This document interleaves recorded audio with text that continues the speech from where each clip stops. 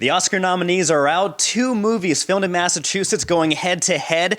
I reviewed West Side Story. Is it good? Are you going to be dancing and grooving to it? Book of Boba Fett, final episode of the first season is out. What are our thoughts? And what are the worst romantic movies out there? It is Valentine's Day after all. I'm James. I'm Jamie. Yeah, we want to know the worst ones. We'll talk to you.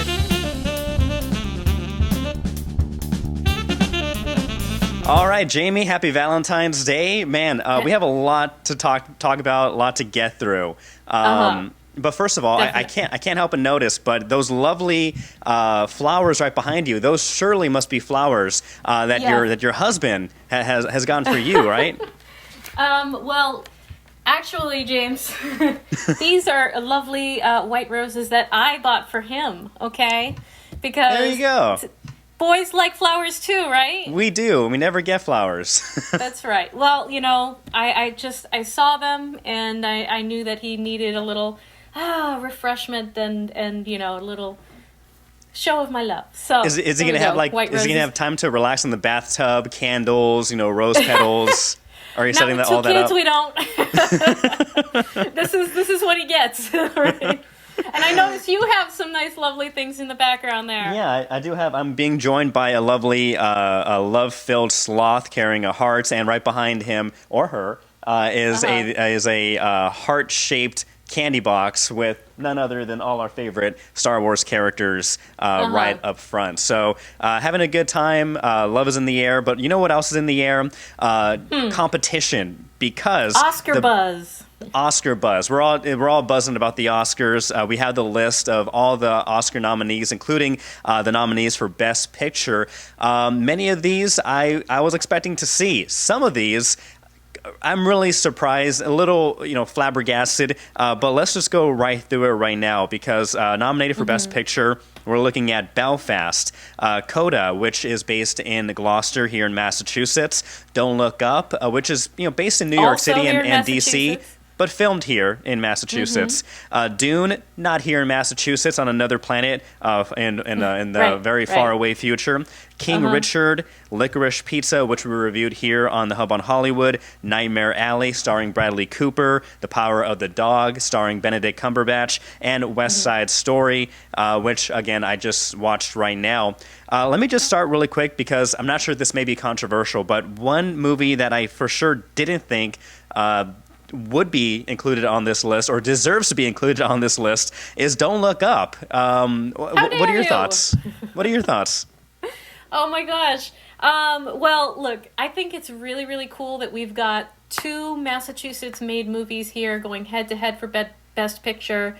Don't Look Up, obviously starring Leonardo DiCaprio, Jennifer Lawrence, Meryl Streep. Great cast. Now, look, this is a film about the end of the world. There's a meteor coming, and it's all a great big metaphor for climate change. It can also be a metaphor for COVID response and all of that, where the powers that be, they do not care about the end of the world. The rich people just want to mine make a profit. The meteor. They want to make as much money off of it as possible, and there's just no care or consideration for human life or imminent demise of the world, of the planet.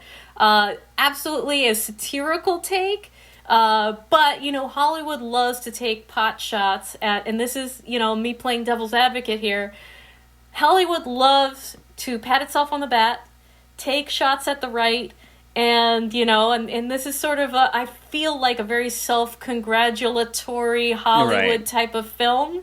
Very elite, you would say. It doesn't surprise me that it was nominated, but I feel like, it's probably not at the same level as some of these other nominees, but I can absolutely see why it was nominated. Not that I don't like it or enjoy it, or, I enjoyed it too. I liked it a lot. I really, really enjoyed that film. But Oscar Best Picture worthy, I guess people can argue about it, but I was surprised that it made the list. Again, it's a very satirical movie, great cast, and the acting. Everybody knew what kind of movie they were in, so they were acting properly and appropriately for it. But I just didn't think it has met that level of Yeah. good enough or great enough to be nominated amongst all these other films that many are really good, including Coda, which is based in Gloucester. We Yep. haven't seen it yet, but that will be my next movie that we see, and I'll give a review on. But Coda is all the buzz, and before it was nominated for an Oscar, I actually didn't hear about it. So I think this is now on a lot of people's radar now. I think we did have the casting for this at some point. It's not something that I went in for because it is shot out in Gloucester, which is pretty far from where I am. But it's really interesting. So Coda was nominated for Best Supporting Actor, Adapted Screenplay, and Best Picture altogether. It airs on Apple TV Plus, and it's about the child of deaf parents who wants to pursue a music degree at Berklee School of Music and wants to pursue music as their livelihood, their love, but they come from a family of deaf parents and who can't hear. So it's very interesting, very heartwarming. And it's my understanding that the actors who play the parents are deaf as well too, which adds another layer to this movie. Yeah. Absolutely. And so I am looking forward to that, and so I'm glad that it is on my radar. And so I will credit the Oscars for bringing attention to great movies that you may not you may not hear because of so much other noise out there, including the Marvel world and all these other things that do get a lot of make a lot of noise. and that do have a lot of money pushing for advertising and for campaigning. So really glad that that's on there as well. Let's see, and one of those other movies that has been nominated, West Side Story, 7 Oscar nominations, including, as I mentioned, Best Picture, Best Supporting Actress, Best Director, Steven Spielberg. Apparently, this has been a brainchild or a project that he's been wanting to do for a long time, and he's finally made his own version of the 1957 Broadway musical, and I believe the 1962 film version as well. But other Oscar nominations include Best Cinematography, Best Production Design, which I would agree on, Best Costume Design, and Best Sound. And I think a lot of those nominations are very are fair because again, I may be just writing off the movie wave of it, so I'm still feeling the movie and the music and the message that it conveyed. But I thought it was a really good movie. Again, in case you weren't familiar with this, and I'll be honest, I haven't seen the original 1962 movie film adaptation. But this is based off of Romeo and Juliet. The stories are very similar. Sure. And so, West Side Story, love at first sight when young Tony spots Maria at a high school dance in 1957 New York City. The romance helps fuel the fire between the warring Jets and Sharks, the two rival gangs who are vying for control.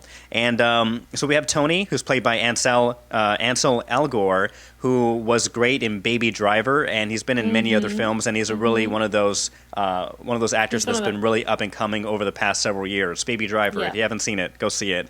And Rachel Ziegler, correct me if I'm wrong, but she's playing Maria, and this is her first big role. And so. And I actually think she's one of the strongest, if not the strongest, and most enjoyable part of this film because she blows it away. Not only is she a really good actress, but she's actually a really, really good singer, and it is felt and conveyed so well in this film. And so she steals the show for the whole movie. She's phenomenal, and I can't wait for what other future projects that she's in. But West Side Story, as I mentioned, haven't seen the 62 version. However, other people who have seen this one, they actually, and have seen both, they say that they actually prefer this one, or at least Steven Spielberg has built on the 62 version and has made a better version of it that may be sacrilegious to many people. Well, what I think a lot of people are expressing too is that it's a little less racist. It's a little more realistic and true to the different cultures and in representing that correctly instead of in like really somewhat offensive stereotypical ways. So in that way, I think it's just a better made movie and a more accurate made movie so that you can get really to the heart of it. without the rest of that. Yeah, there is definitely, race does play a factor in the story. But it also, because when it looks at the Sharks versus the Jets, and this isn't giving away spoilers, but for the Jets, they are a gang in New York City in this neighborhood. They are white, predominantly white, and they are angry at the Puerto Rican immigrants who've come into their neighborhood as well, and it's been boiling. And so there are racial disparities that are brought up and dissected in this movie, but there are also socioeconomic disparities, because while the Sharks, the Puerto Ricans, are being stigmatized for just their ethnicity and where they come from and not being native born, the Jets, who are made up of white individuals, they're targeted by the police and by society because they are way low on the social economic scale. They're poor. They're the working class, and they're not respected. And they're kind of viewed by some of the elites, like law enforcement or other people that are higher up, as you're just as bad as the immigrants that are here because you haven't picked yourself up from your bootstraps and worked your way out of poverty. And so both of these groups you are able to empathize with, and it does show and highlights how disparities in communities, it helps, or it really does get people pitted against each other. And so if you haven't seen the 62 version, I didn't see it, so I don't think you have to see that movie to enjoy this version of West Side Story. All I know is that I really did enjoy this one, and I do recommend it if you are watching it in the theater, because the dance sequences, the fight sequences, the colors of this film looks great, and all the songs are catchy as well. So I give West Side Story my strong endorsements of this week. Okay. But will it win? But will it win Best Picture? We will see. We will shall have to see. I suppose we'll see. So who else is up in this category? So we have, of course, Belfast. I don't know too much of that, but again, like I said, I plan to watch all of these Oscar-nominated films and report back to you.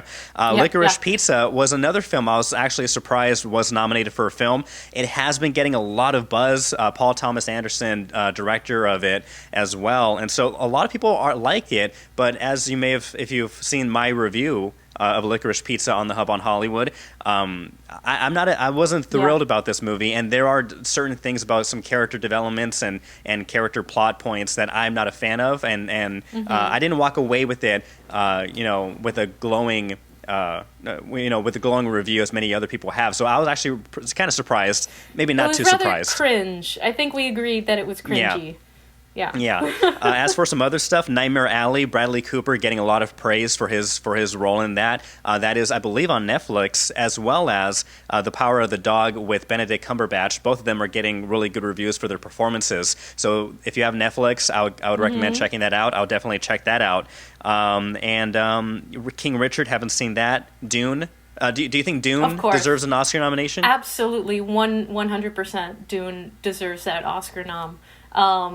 When you think about the 1980s version, the last, cinematic version of this film, how far it has come, and what they did with the source material was just brilliant. It was brilliant. It took a story that was very convoluted, sort of disorganized, and made it seamless and understandable for the audience, and the acting is absolutely on point. Timothée Chalamet, another great ensemble cast. The cinematography, the effects, just everything about it was very beautiful, epic, well paced, eerie, compelling, just beautifully done. I can't speak highly enough about Dune. Oh, and of course Zendaya, that's right. And Zendaya. So the 5 minutes she was in. I couldn't speak highly enough about it. It definitely deserves to be there. Yeah, I would be surprised if Zendaya was nominated for Best Supporting Actress, because literally all she did in that movie was look over her shoulder in slow motion and whisper. And so that would have been hilarious if she was nominated, but to no avail. But let us know what you think about the Oscar nominations this year. I know a lot of people, of course, with every year, people are always talking about the snubs and who deserves to be nominated. So let us know. Who did you expect to be nominated? Did they make the list? Who was snubbed?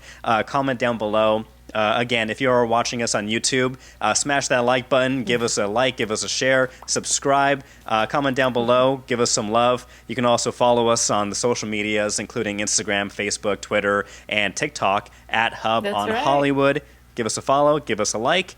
And you can listen to us wherever you are on any podcast streaming service, iHeartRadio, Spotify, Apple Podcasts. But you mentioned that we did the casting calls for Gloucester or for Coda that shot in Gloucester. We have some also more... did this. We also did the ones for Don't Look Up. We also did a bunch for both for Don't Look Up. Absolutely. Yeah. So if you were watching us back then and you heard those casting calls, you could have been in these Oscar-nominated films. You could be an Oscar-nominated extra or background actor. Also, if you were listening to us, you saw our interview with Juri Love and her son, who was in the movie with her son Jaden, and they both had speaking roles, and now are in an Oscar-nominated film. All local actors, all have been touched by the Hub on Hollywood, James. It's that magic that we have. And so here's a little bit more magic for you. Yeah, so we have some more casting calls. Yeah, and would you like to kick it off? Certainly. So we've got a number of things that Boston Casting is working on right now, including season 2 of Kevin Can F Himself. We have the Holdovers that Boston Casting is handling. Billy Dowd Casting is handling the Boston Strangler movie, which is shooting in and around Boston right now everywhere, and they're looking for more folks. So you're going to want to head over to bostoncasting.com, billydowdcasting.com, get yourself signed up so that you can be in these films. We also have a couple of more specific films that are casting right now. Why don't you kick off that one, James? Yeah, so we have Slate Casting. Slate Casting, they're looking for UMass Boston students and faculty for an ad campaign that's coming up, and they're specifically looking for students who are 50 years old and older in both the grad and undergrad programs, and this pays up to $13 per person if you are cast. No acting experience is needed. This is a non-union project. If you are interested, send your current photos of yourself, your name, contact info, a little bit about yourself, your backstory, and what got you involved in UMass Boston. Send all that information to slaterealpeoplecasting@gmail.com. Here's a really specific one, okay? Boston Casting is looking for waiters or waitresses who have experience making cherry jubilees. What is a cherry jubilee? What is some that? kind of drink, I imagine, that apparently it sets on fire. It's like a dessert or something, and you set it on fire. You had me at fire. Yeah, it looks really cool. The picture looks really cool. So this is for a role in the feature film The Holdovers. Paul Giamatti is starring in that one, and it shoots in late February. So you're going to want to send your name, email, phone number, photo, and your experience with Cherry's Jubilee to bostoncastingholdovers@gmail.com for that one. So this is pretty cool, this next one, and this is really like local-centric, because if you're from Massachusetts, especially over here on the east side, you know this place. It's infamous, and people like The Rock, people all over the entertainment industry have been visiting this place, and now they're looking for you. Boston Casting is helping Kowloon, this famous restaurant that's been been going on for 20 plus years, 30 years. I don't know how long, but they're a staple here in Massachusetts. But they're searching for the next voice. And so on February 27th, from 4 p.m. to 6 p.m., contestants who can sing are invited to send in a video clip singing up to 5 minutes maximum. Send that to kowloonsingoff@gmail.com. The cutoff date is February 20th, but this is for a show that will include 8 finalists, and if they are selected for the February 27th show, you'll be performing there at Kowloon for this big sing-off, and the winner wins a grand prize of $1,000. And this would be the guest judges, from what we're being told, include Fast Freddy from Mix Radio 104.1, Angela Perry of Boston Casting as well, and Ernie Bach Jr. of Bach Enterprises. Super local. Local set of judges there. Very cool. And it sounds like so much fun. We've got to catch this show. Yeah, we do. We have to go there. We need to talk to them. Yeah, we need to talk to these people. Let's go to Kowloon's for that. I'm sure they're selling tickets now, so that Any sounds reason- like a lot of fun. Any reason to go to Kowloon is a good reason. I will recommend if Yeah. you are going there, get their pina coladas. They're pretty good. the The pina James coladas. recommended pina coladas. Tell them James Rojas sent you. Yeah. We should get something from Kowloon's for this. Yeah, at least we'll a give good them a seat. call after, At least a after good seat to this. watch the show.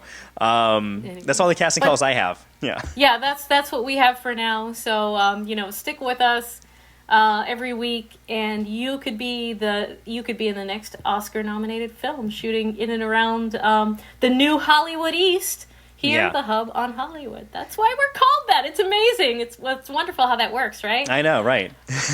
So one thing that doesn't work so well, I thought, was not only the majority of the season 1 of the Book of Boba Fett, but also the season finale episode. Don't get me wrong, there were plenty of really good things in this episode that I thoroughly enjoyed. But when it came to like a story, plot, character development standpoint for the main characters of what the Book of Boba, of who the main characters are supposed to be, I felt kind of let down. But the final episode of the Book of Boba Fett just premiered this past week, and a lot of revelations were made. The culmination of this war between feuding gang and mob bosses culminated in this final episode.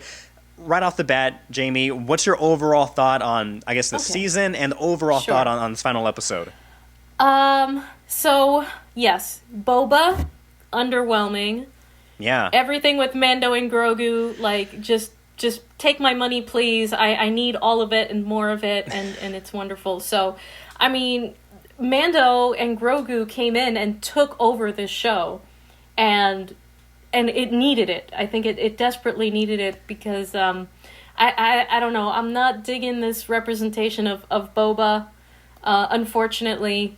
Like I've said in previous reviews, like he lost all of his mystique for me. What was great about Boba Fett was he was mysterious and quiet and cool and great with the ladies, and like he just had this incredible aura about him. And I think all of that mystique is gone.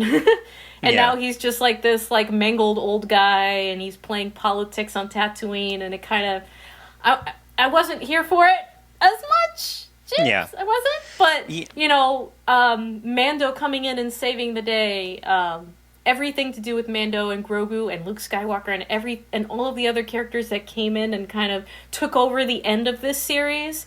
2 thumbs up. But it was weird.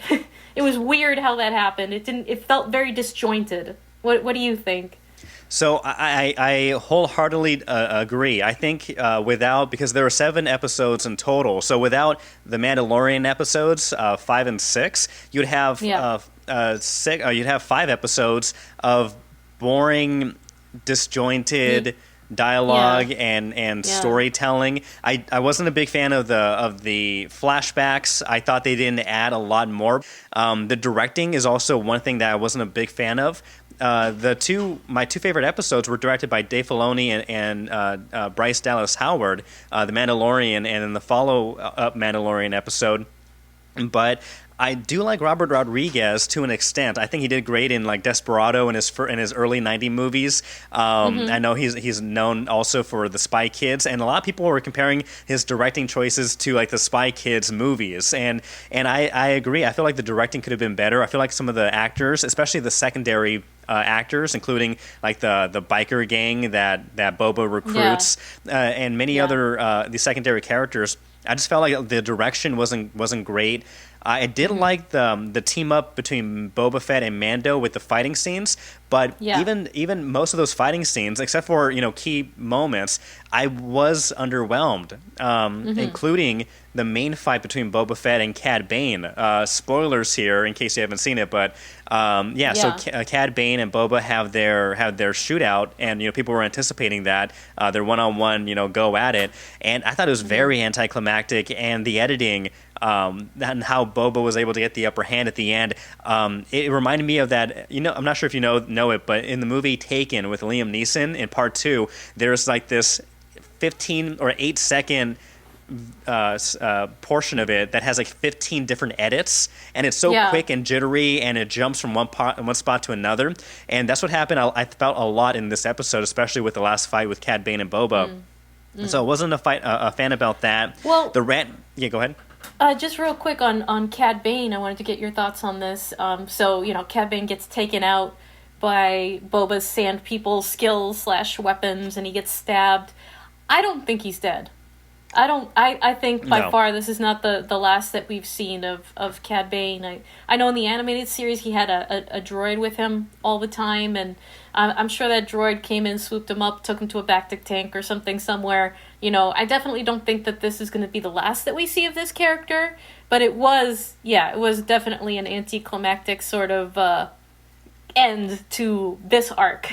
Yeah, I feel like Cad Bane will come back. I think he is alive and will be resurrected somehow. Maybe put into a Bacta tank. But I feel like if they do keep him dead, and it would be the second worst crime or sin that Star Wars has made after killing Darth Maul in the first episode, in episode 1 of Star Wars, because until the Clone Wars animated series came out, Darth Maul was dead.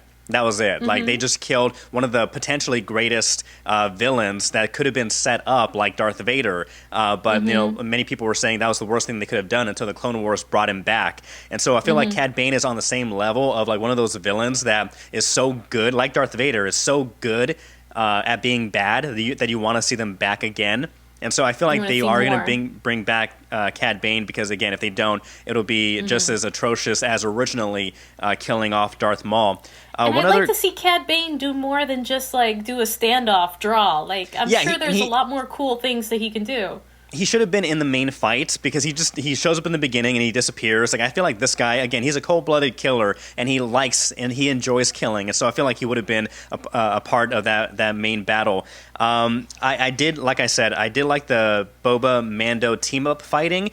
I wasn't a fan of the biker gang, their subplot, and even with the Wookiee bounty hunter. A lot of that I felt was very cringy, cheesy acting and performance. Like that one guy with that monocular kind of like cyborg eye doing a random spin and shooting that's been memed into like into another world at this point. Oblivion, yeah. Yeah, and so that whole side character and everything I didn't enjoy. One of my biggest critiques, though, of this whole episode and season really is about to come right now. It is when Baby Yoda. I think Baby Yoda should not have been introduced or brought into the Book of Boba Fett. I think they should have just saved any of that development into The Mandalorian, or maybe even it should have been, if you were going to throw in Grogu, throw him in as the final, after credit, post-credit scene of him working with and training with Luke. So then oh, he's on his path to training. But since they did bring in Grogu, with that being said, Grogu should have showed up at the end of this episode with Luke Skywalker, because I felt that Luke sending Grogu by himself, even with R2-D2, was callous, was without thought, without care, because you have to think, R2 is going to get Grogu there back to Mando, but Luke is leaving that up to chance, because the X-Wing fighter could be attacked, could be hijacked, baby Grogu could be stolen. There's a lot of bad stuff in space that could happen to Grogu. Yeah. So one, I thought it was a bad character flaw for Luke to just send off Grogu. That being said, he's not a very good guardian, is he? No. You wouldn't want to give your child to him, let alone your only son. No surprise why Grogu picked Mando to leave. But that being said, with Luke, if Luke had arrived at the very end of the episode with Grogu, I think that would have been a good transition, because Boba and Mando were having a difficult time fighting the two droid, with the two giant droids with the force field. Yeah, the Rancor came in, which was a cool fight. I thought it was too long. I thought that he should have come in and out very quickly. Push that aside. I thought Luke, that would have been a great chance for Luke to come in and defeat the droids, like help Mando and Boba. Not only is he coming in to drop off baby Grogu, but he comes in like, oh crap, Tatooine's on fire right now, my home planet. Let me come in and Jedi it up. So I thought that would have been great to see Luke use his force abilities, use a lightsaber and everything to destroy them easily. And then that could have even led to an even more difficult decision for Grogu, because Grogu would see, oh man, Luke is like, he is top notch, the top Jedi. There's something that's Yeah, we could have interesting seen and that attractive. on camera. Or you could see that decision made, like Luke just did this amazing feat. Like, is he going to go with Luke, or he's here with Mando? I like that, Is he going to go with Mando? So I thought that should have been how it ended. That being said, I did like the interaction with Grogu and Mando when they saw each other. It was like, oh, you're here. Oh, you got the shirt. That was like so sweet. Again, you got to love them. Yeah. So yeah, every moment between Mando and Grogu is precious. It's powerful. Big props to Din Djarin, to the actor whose name is escaping me right now. Pedro Pascal. Yes, of course, Pedro Pascal. His body language, his mannerisms, everything behind the mask are just stellar. And I felt it. Like, that moment when he sees Grogu for the first time and he's like, you're here. And and he checks his little, and he sees that he's wearing the little armor. And it's just wonderful. So this is his foundling, and I'm so grateful that Grogu has made this choice. It makes sense, and then it flows nicely into Mando season 3, that he's chosen Daddy Mando, and he told, he left Luke Skywalker in the dust, and he's like, if it makes sense. If you live for such a long time that, everyone else's lifespan is so short, wouldn't you want to spend the rest of Mando's life with him? And then maybe you can go and be a Jedi later? Like, he didn't want to miss out on that. So I thought that was nice how they did that. But again, not really part of Boba. Not really a part of the Boba plot, the Boba character, or Boba anything. But I do like how that sets up Mando season 3. I appreciate that Grogu made that choice and that we got to see all of that. But I think I agree with you that it probably would have been better in their series, in their season. Because now, when the next season of Mando starts, if you didn't watch Boba, you have no idea what's going on. Right. You have to go back and I think maybe they do this as a guarantee that, hey, that people will have to watch it. You know what I mean? And I think maybe that's a very smart business decision, but it's kind of annoying as a fan. It is annoying, yeah. The Boba Fett that we got, of course, there's, and everyone's saying, people grow, people change. He just had this, terrible experience, and so it makes sense that he wants to leave the bounty hunter life, behind him and be his own boss. That makes sense, but at the same time, this Boba Fett, my fiance and I are joking that in these series, everyone is so easily swayed. It's like at the very end of the final episode, Boba's like, "We're leaving. We're going back to the huts, to the temple." Yeah. And then the one biker chick, she's like, "We're staying," and he's like, "We're staying." Like, again, Boba, like, you got to be like, you're smarter than this. Even though, you've turned a new leaf, you're still, you're still you. You are the boss after all. Like, everybody, like, he says one thing, someone else says no, and he's like, okay. Like, no, you're the boss, right? Like, you're the crime, the mob boss here. We're supposed to be following your direction, your lead, because you are experienced, you're knowledgeable, you know how the world of villainy and scum and villainy works.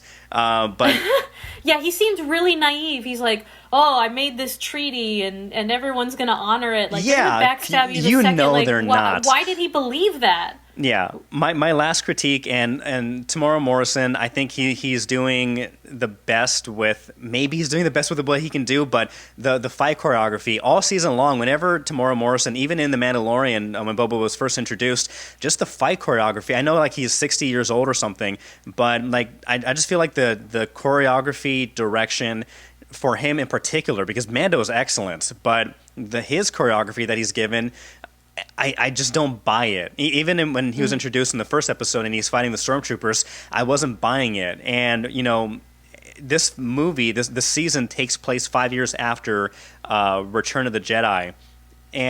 So he should be at his prime. He should still be at his prime. If you watch the Return of the Jedi and the Book of Boba Fett back to back, you can tell, okay, that's Boba Fett. Over here, that's a 60-year-old man's body. Like, there's a big leap between those 5 years of this young, youthful guy.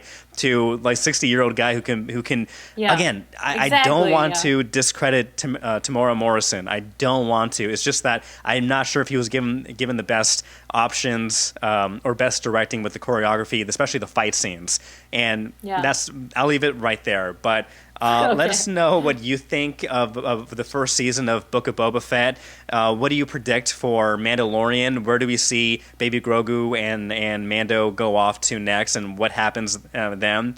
Comment down below. Let us know. Jamie, Yeah. it's Valentine's Day. Love is in the air. Yes.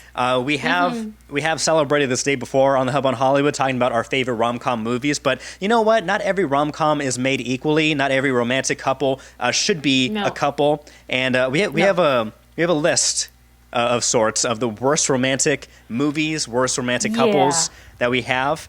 I have several, but I can go first if you want me to kick it off. Yeah, go for it.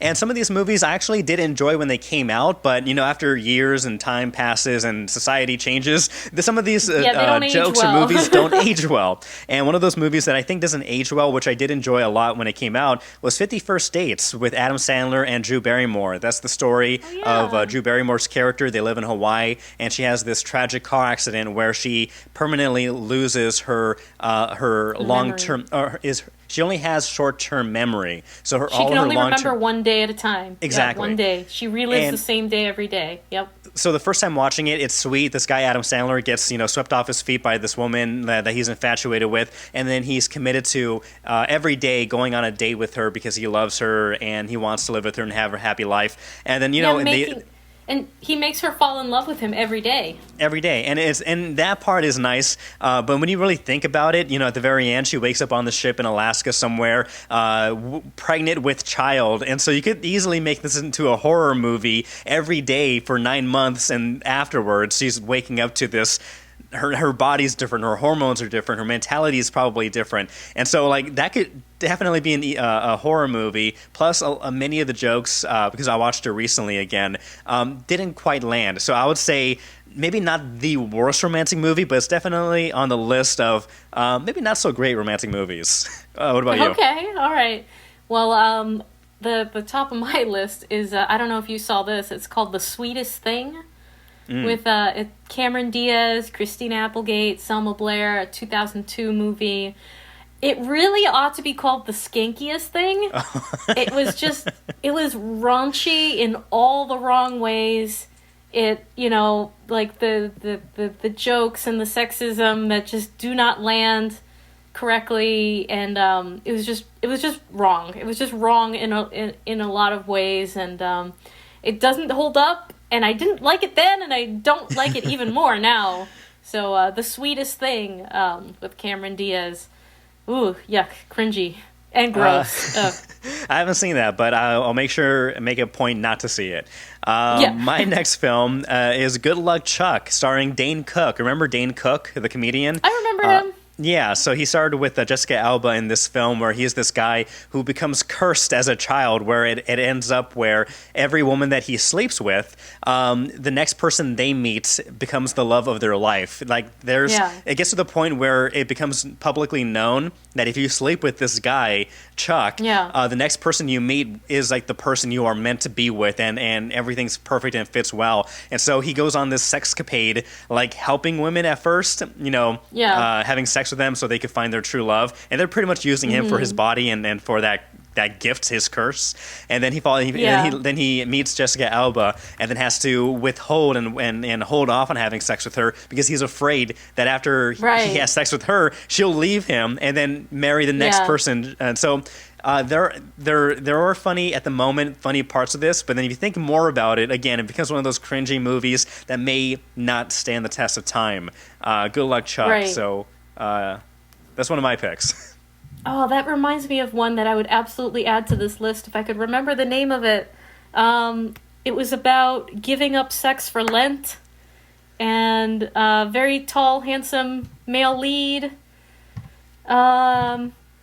Is it like a 2000s movie? Yeah, definitely a 2000s movie. Here, 40 Days and 40 Nights. Okay. Starring Josh Hartnett. I have heard of that. Yeah, I may have seen that, but I've forgotten about it, except for that it Yes. stars Josh Hartnett. Exactly. So Josh Hartnett, he gives up sex for Lent, and all of his horrible friends bet against him. He gives up everything, and all of his friends try to get women to sleep with him, and they are all taking bets on that he won't make it past 40 days and 40 nights. And then he actually meets a girl who he actually likes, and he creates a deeper connection that is not just a physical connection. Funny how that works. But at the end of it, when they're finally going to get together, he is in essence raped by an ex-girlfriend. And they play it for laughs. Yeah. But it does not hold up anymore. Like, this woman goes in and violates him in his sleep against his will, and somehow he gets blamed for it, and then they play it off for laughs, and it's awful. It's really bad. That reminds me of Wedding Crashers when, what's his name? Not Owen. What's his name? The guy who goes, "Oh wow," what's his name? Owen Wilson. Owen Wilson, not Owen Wilson's character, but the other. Have you seen Wedding Crashers? Owen Wilson and yes, hang on. I'm blanking on his name. Yes, I know exactly who you're talking about. Vince Vaughn. Yes, Vince Vaughn. In that movie, Vince Vaughn is raped, is sexually assaulted, and that's played for laughs as well. Yeah. And so it is because interesting it happens how to a guy. then it's play funny. For laughs. But fortunately now I think that we've changed, society has changed to that point where that isn't like used as much as a joke anymore. I've seen it sporadically, but it's not as prevalent or played up as much. But that's also one of those like troublesome, movies looking back in hindsight. Yeah. So that's another stinker. Yeah. Another terrible one is the 1997 As Good as It Gets with Jack Nicholson. Yes! You remember that? That's another Horrible! movie. So bad. I watched. Okay, so Awful! my fiance had me watch it because we have a movie list, and that was on the list. And okay, we'll figure it. We'll watch it. And she remembered it being. I'm not sure if she liked it at the time, but she remembers that it was a very popular movie at the time, and many people were watching it and praising the movie. And so we watched it. And as I'm watching this movie, I am appalled and horrified by Jack Nicholson's character and behavior, and offended, and it's not a good movie. It's not a good romantic movie at all. As good as it gets. It's as worse as it gets. Yeah, Jack Nicholson, who's this abrasive, racist, anti-Semitic, womanizing jerk, finds the love of his life. There's a woman that can change him. No. Leave that guy alone. Don't serve him food. Kick him out of the restaurant. He does not belong there. That made my list. Thank you for reminding me about that one. Yeah. They're awful. Terrible. My next film that I recently saw and that we reviewed on the Hub on Hollywood, Licorice Pizza. That's it's getting, as we mentioned, it's nominated for an Oscar, one of the best pictures, but I feel like the story is very weird and cringy when it comes to looking at this relationship between a 15-year-old high school student and a 25-year-old woman. And not only is the age difference concerning, but the relationship itself is very dysfunctional and doesn't work. Mm-hmm. But it's seen for some reason as this coming of age story. Oh, it's a different time. It's the 70s. Things were weird and looser back then. I did not resonate with this film. I thought there were a lot of problems, and it kind of glorified this younger-older relationship. And one movie that is similar when it comes to the fact that a movie based on an older gentleman is a role reversal. This movie called An Education came out in 2009. I actually enjoy that movie, but it follows this older man, probably closer to his 30s, dating this high school student, this girl, but this movie doesn't glorify the relationship. In fact, it shows the negative effects of this girl who is blindsided and like wooed by this older gentleman who treats her like an adult, and so she falls for him. But it shows like the bad things that can result from a relationship like this, and that's why it's called An Education. This girl gets an education in life, saying, avoid people like this. And so how that movie is similar in the way that it shows this age difference relationship. Licorice Pizza glorifies it, I think. And at the very end, again, they're very dysfunctional, but they end up together. So, and there goes my lights. I think that light now that Oh, I'm no. in shadow is proof that licorice pizza should not be seen, or Yeah. maybe not be seen. People are liking it, but it left me with a bad taste. Yeah, that's what I got to say about that. What about you? Okay. All right, James. I can't see you. It's Oh, okay. no. I can still use you. You're fine. You're nicely backlit. Excellent. So I think a couple of dishonorable mentions. A couple of dishonorable mentions. 50 Shades of Grey. Of course. Misrepresenting BDSM and, the whole relationship between the two of them is very unhealthy, and the lack of chemistry between the characters also, that puts it on my least favorite romantic comedies list, or romantic list. But I think the worst of all time, and you're going to tell me to shut up, the worst of all time, The Rise of Skywalker, and what they did with Rey and Kylo Ren. It's on my list. It's on my list. Oh, is it on your list? It's on my list too. I put all 3 of the new Star Wars films, Rey and Ben Solo, worst couple out there. But for a different reason. Look, I feel like it could have been good. That's great. And they treated it poorly. You just think it should have never existed, period. But I will concede that they were in a relationship, and because of that, they are the worst relationship, worst romantic movie out there. I love that we're on the same page in little different ways, sort of, but on the same page. I love that. Well, I love this list. If you want to see maybe bad romantic movies, check these movies out. But there are much more better ones out there. Ooh, I forgot the last one. Won't go too much into it. But The Wedding Planner, starring Jennifer Lopez and Matthew McConaughey. Yeah. It's a story about this wedding planner who is planning the wedding for this couple, but then she steals the groom. She steals the husband to be for her own because she falls in love with him, and he leaves his beautiful and adoring fiancée who they've been together for years because he spots Jennifer Lopez, and of course, naturally, no surprise, he falls in love with her. And so that's a movie. At first time watching it, I loved it, and there's a little part of my heart that still does. But when you look at the story, it's not a good romantic comedy or romantic movie because these are 2 cheaters, and this poor woman, this wife-to-be, is left in the cold. So that's one of those movies that did not age well, I think. Nothing to aspire to. No. But let us know what you think. What are your least favorite, most hated romantic movies out there? Comment down below, and we'll try to check them out. We'll give you a shout-out. Trash them. There is a Josh Quadra, a friend of mine. He did recommend a romantic movie to watch called Ditto.